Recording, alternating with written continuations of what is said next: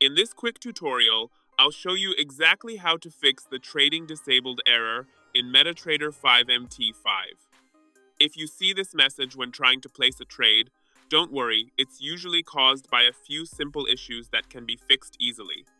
One of the most common reasons is that you've created a new account but haven't made your first deposit yet.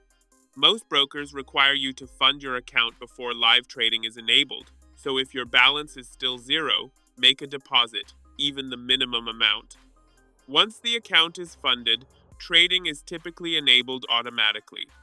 Another possible reason is a cache or app-related issue.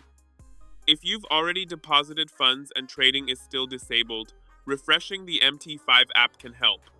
Go to your phone settings, open apps or apps and notifications, find MetaTrader 5, then go to storage and cache. First, clear the cache, then clear all data and confirm.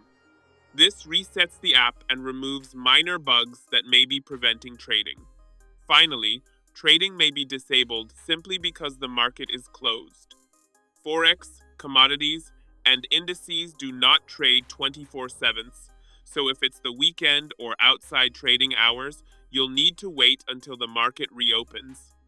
Once trading hours begin, the issue should resolve itself.